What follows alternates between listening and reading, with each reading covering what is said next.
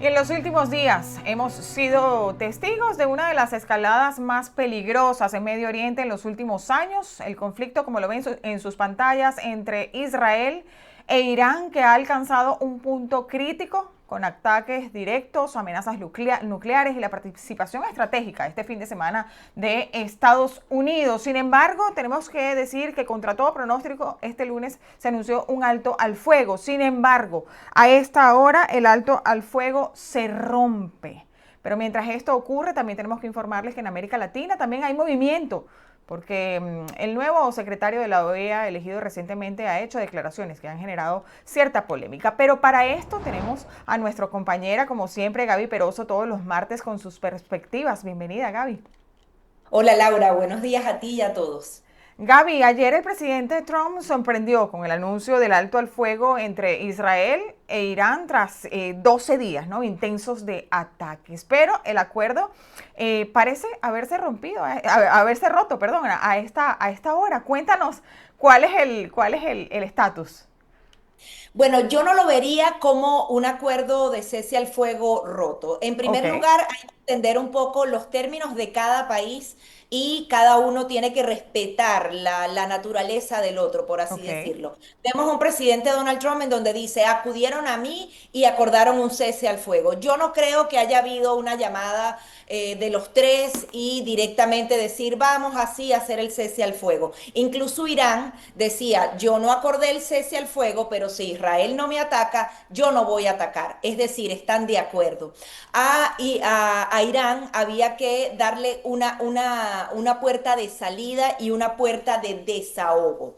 Y ver que en menos de 24 horas, efectivamente, tanto Israel como Irán están dispuestos a dejar de bombardear es algo significativo porque normalmente no ocurre tan rápido. Incluso por lo que estoy leyendo, pareciera que había un margen de 12 horas más que le habían dado a Israel. Sí. Irán atacó, acaban de decirle a Israel no vuelvas a atacar. Yo creo que las últimas 24 horas que transcurran desde ese último ataque al día de hoy podrían marcar lo que sería un periodo de estabilidad en el Medio Oriente significativo. Yo decía la semana pasada que el mundo era más seguro luego de los ataques de Israel y luego de este ataque particular de Estados Unidos es aún más seguro. Obviamente ninguna guerra, ningún ataque militar es cómodo, es lo que mejor podía pasar. Pero en este caso en particular, con un Irán avanzando de una manera tan rápida, había que actuar y había entonces que frenar ese reparto de misiles de un lado y de otro. Si definitivamente se logra ese alto al fuego, vendrían entonces otro tipo de acuerdos. Y también a Irán le pasa algo particular. Normalmente tenía el apoyo de muchos de los países en esa región que por la naturaleza histórica se oponían a Israel. Pero todas esas naciones ya le temían a Irán. Era un problema que se volviera Irán nuclear y hemos visto entonces que las naciones ya no lo respaldan. Atacó a Qatar. Qatar condenó el ataque, luego Irán agarró y le dijo, no, estamos de amigos. Aquí a fin de cuentas estamos viendo un ataque que fue más bien un desahogo y no un ataque como una consecuencia y una respuesta real por parte de Irán, lo que dibuja entonces a un Irán muy débil. Obviamente no sabemos si ese cese al fuego va a ser muy limpio y definitivo porque Irán se siente traicionado y va a tratar también de traicionar. Pero a fin de cuentas, si las cosas van como van, sería entonces una jugada maestra por parte de Israel y de Estados Unidos en darle al corazón nuclear de Irán y obviamente hacer al mundo mucho más seguro. Ahora, la administración de Trump ha tenido, digamos que una postura bastante agresiva hacia Irán, jugó un papel clave en estas negociaciones.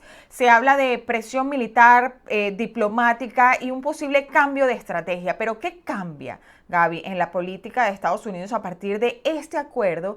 ¿Y qué mensaje además también manda esto al resto del mundo, además del poderío de Estados Unidos? Si bien normalmente el presidente Donald Trump más bien ha estado apuesto a todas las guerras, incluso hay quienes aseguran que él está traicionando su palabra de campaña, que era justamente Estados Unidos primero, no nos metemos en ninguna guerra. No sabemos qué tipo de información de inteligencia maneja Estados Unidos para haber cambiado completamente de rumbo e irse hacia un ataque militar tan preciso, pero tan importante y significativo. Incluso veíamos al presidente Donald Trump decir ayer que qué tal si había un cambio de régimen y decía Make Iran Great Again.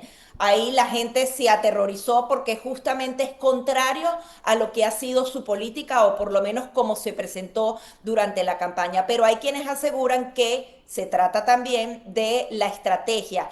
Hablaba de 2 semanas, sorprende a Irán con unos aviones que no eran los que en teoría iban a hacer el ataque, sino que salieron acá de Estados Unidos. Podría estar presionando, te voy a tumbar, sabemos dónde está, se lo digo la semana pasada, para terminar de presionar a Irán para que ellos bajen la presión y no continúen entonces con los ataques. Yo creo que es un juego de estrategia Y y a eso iba. para Donald Trump nada más hacer el ataque a las bases nucleares y retirarse, obviamente forma parte de la retórica de Estados Unidos, o sea, sí sería coherente con lo que ha venido diciendo Barack Obama, Hillary Clinton, demócratas y republicanos, que era imposible que ellos tuvieran un arma nuclear. Europa, que no le gusta tanto a Estados Unidos, también al final está de acuerdo. Están de acuerdo los países árabes. O sea, pareciera que este ataque era absolutamente necesario. Como te digo, no manejamos toda la Claro. información y por eso cambia. Y obviamente el mensaje que manda Estados Unidos es de mucho poder y allí otros regímenes tienen entonces que estar alerta porque no va a ser Claro, sencillo. y ese mensaje de poder lo vimos porque se movilizaron recursos, se fortaleció su alianza incluso con Israel y reafirmó su liderazgo en la OTAN, lo que puede interpretarse quizá como una demostración de fuerza electoral. Gaby, en año presidencial, usó este conflicto, digamos, como parte del tablero político interno. Bueno, yo no creo que haya apuntado a las elecciones. Ok, Obviamente, si se termina traduciendo en una victoria, el pueblo norteamericano tiene esa misma naturaleza de que, bueno, que Estados Unidos una vez más salvó al mundo y obviamente es un mensaje que puede usar de manera electoral. Pero creo que con lo rápido que se desarrollaron todos los acontecimientos, no necesariamente él apuntó hacia eso. Hay quienes dicen que él está apuntando es a ganarse el Premio Nobel de la Paz y ya muchos de sus seguidores están colocando que si una revista de la revista Time diciendo como it's time para darle el Premio Nobel de la Paz. Yo creo que aquí al final fue un tema práctico de una oportunidad de acabar con un problema que tiene décadas para el Medio Oriente y en general para el mundo entero, no necesariamente como parte de lo que él quisiera, porque adicionalmente es un polvorín, o sea, te puede salir muy bien en estas próximas 48 horas y luego se puede revertir, no se sabe qué viene. sí. Yo creo que con las conversaciones que tuvo con los países árabes, con Israel, con la información de inteligencia, vio una oportunidad única como sucedió con Soleimani, que con solo un dron acabaron con uno de los hombres más importantes del régimen. Vio esa oportunidad y la tomó para justamente reafirmar entonces que Estados Unidos está en capacidad de hacerlo. Y obviamente le da una posición importantísima. Hoy él está viajando a las reuniones de la Sí. OTAN y eso entonces va a ser definitivo. Y veremos qué pasa. Pero tenemos que también voltear la mirada hacia cómo el nuevo secretario general de la OEA generó controversia al decir que no va a entrar en debate sobre si Venezuela es o no es una dictadura.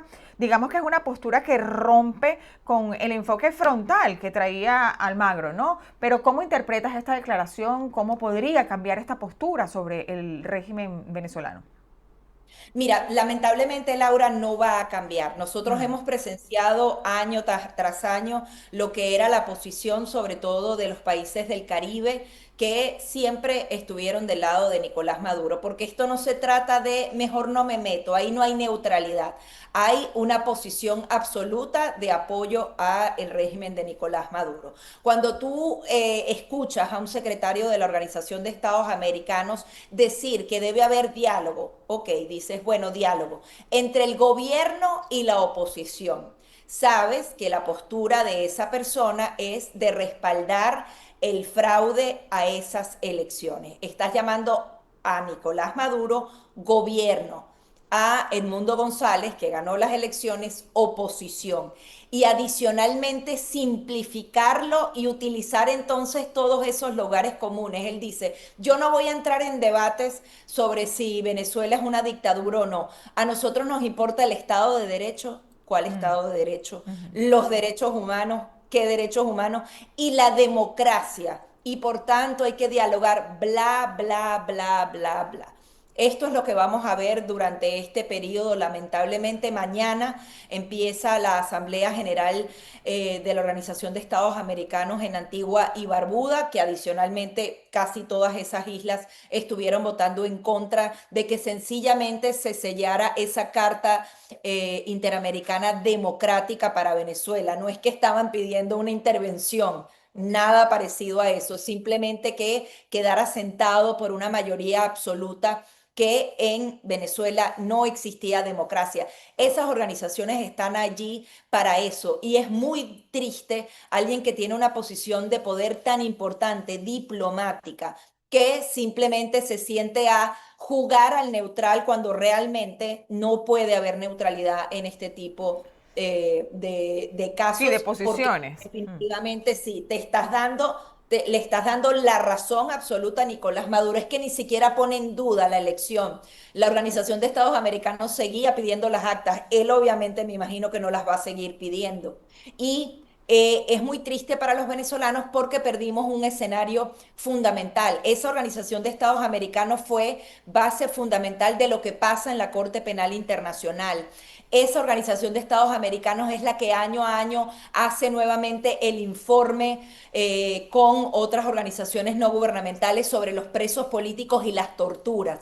¿Qué va a pasar? Sí. Van a empezar a desdibujar todos esos informes, van a tratar de que no ocurran. Sí. Eso sería muy doloroso y muy triste porque tiene el peso de la institucionalidad. Sabemos que varios países nos apoyan, pero en separado. Pero la institución de la Organización de Estados Americanos, si no está de nuestro lado, estamos muy mal parados. Adicionalmente, la posición de él también con Nicaragua. Nicaragua, vamos a estar monitoreando. Realmente es muy triste que esto suceda. Obviamente la OEA no nos iba a resolver el problema de fondo a los venezolanos, pero era una estructura fundamental para justamente cohesionar esas denuncias al mundo entero. Claro, y veremos qué pasa, ¿no? Igualmente seguiremos atentos al desarrollo de lo que ocurre en el conflicto con Medio Oriente, también al pulso de lo que ocurre en nuestra región con la OEA, donde obviamente las definiciones políticas y los liderazgos están nuevamente en disputa. Gaby, como siempre. Y bueno, y ahí en Venezuela están diciendo que si pasa algo en Venezuela, con el petróleo, Venezuela tomaría un lugar preponderante Mm, para nada. O ok. sea, el mundo lo tiene resuelto. La OPEP incluso antes de este ataque aumentó la producción a pesar de que eso afectaba los precios.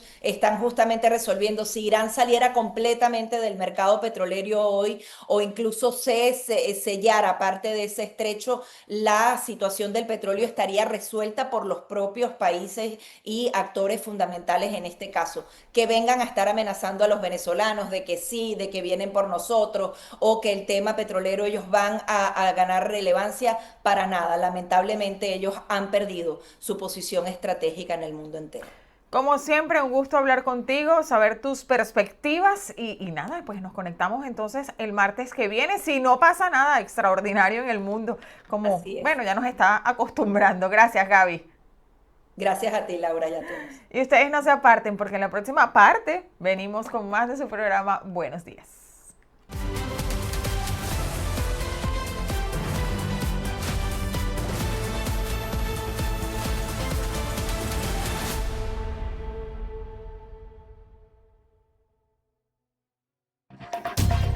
BPI TV no se hace responsable por las opiniones emitidas por nuestros entrevistados.